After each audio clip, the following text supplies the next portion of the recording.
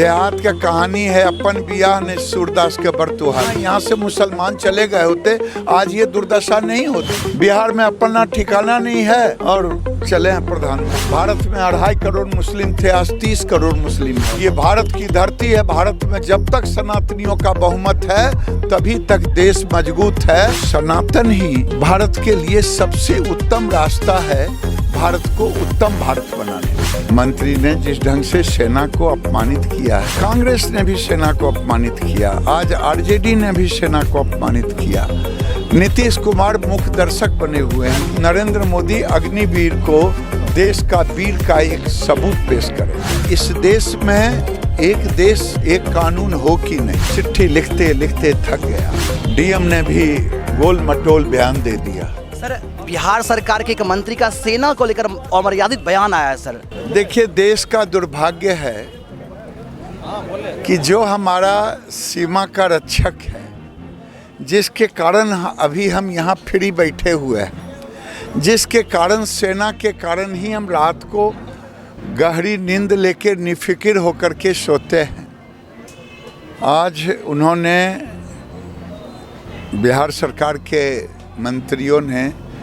मंत्री ने जिस ढंग से सेना को अपमानित किया है, कांग्रेस ने भी सेना को अपमानित किया, आज आरजेडी ने भी सेना को अपमानित किया।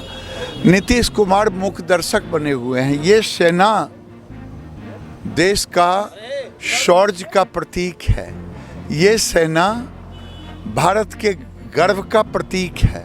पूरी दुनिया में भारतीय सेना का सम्मान है। और मैं समझता हूँ जिस अग्निवीर को लेकर के उन्होंने कहा है, अग्निवीर प्रधानमंत्री का सपना है कि अग्निवीर एक ऐसा प्लेटफार्म बनेगा कि देश में अग्निवीर का अभी कई बटालियन शुरू हो गया है। उनका इंटरव्यू सुनिए।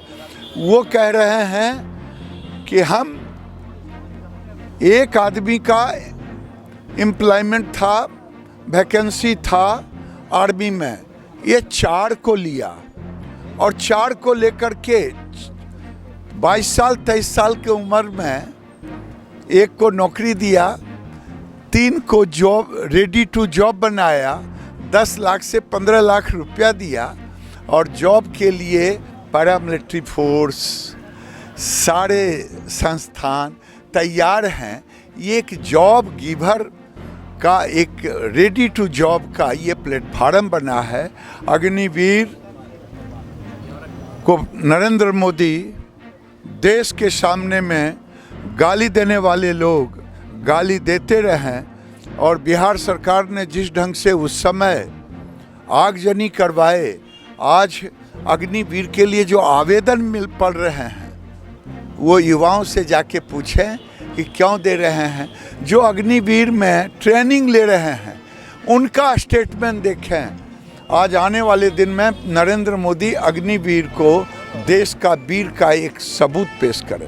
सर, नीतीश कुमार का एक मास्टर प्लान है बीजेपी को 100 में रोकने का, क्या लगता है आपको? देहात का कहानी है अपन बियाह ने सूरदास के बरतुहारी।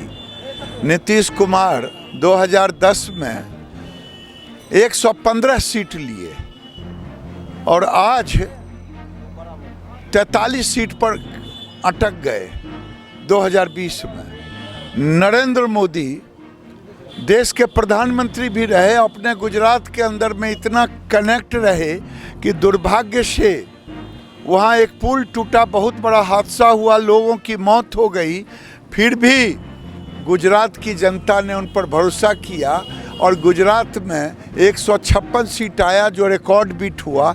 ये कहता है जनता से कनेक्ट का, और ये गाली देने चले हैं नरेंद्र मोदी को। बिहार में अपना ठिकाना नहीं है और चले हैं प्रधानमंत्री। भारत को हिंदू राष्ट्र बनाने की मांग जोर शोर से उठ रही है, क्या लगता है 2024 में बीजेपी का एजेंडा होगा ये? देखिए, आप लोग बीजेपी के एजेंडे पर मत जाएं। देश में सनातन जो है ये जीवन जीने की पद्धति है।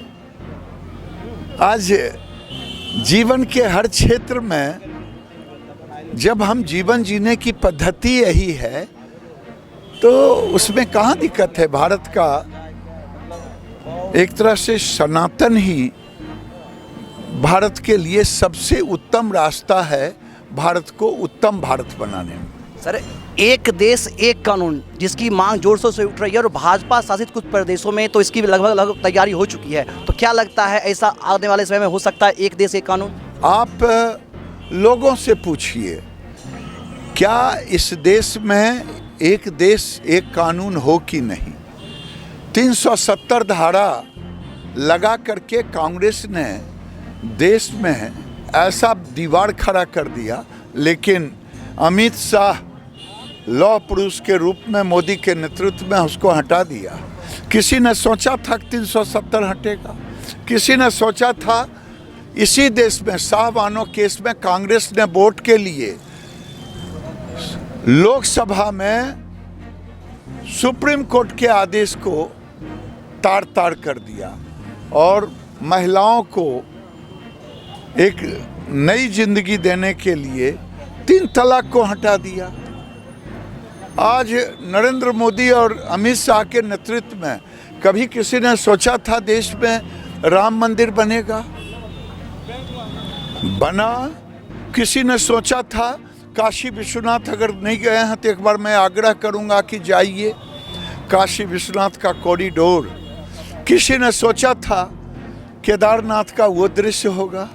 किसी ने सोचा था कि भगवान महादेव का जो महाकाल का जगह है उसके लिए एक ऐसा बनाएंगे? ये भारत की धरती है। भारत में जब तक सनातनियों का बहुमत है तभी तक देश मजबूत है, नहीं तो ये देश तो बंटवारा हुआ था 47 में। अगर हिंदू और मुसलमान के रास्ते पर हुआ बंटवारा तो सारे हिंदू आ गए होते यहाँ से मुसलमान चले गए होते, आज ये दुर्दशा नहीं होती। लेकिन आज पाकिस्तान से सारे हिंदू मारे गए, काटे गए, धर्म परिवर्तन हो गया, लोकतंत्र नहीं है। भारत में 2.5 करोड़ मुस्लिम थे, आज 30 करोड़ मुस्लिम है।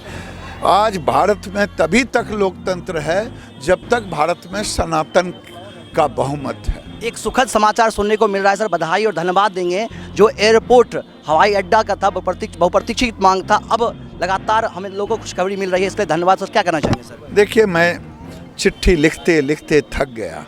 अभी भी मुख्यमंत्री आए 16 तारीख को, बात बना के चले गए। डीएम ने भी गोल मटोल बयान दे दिया।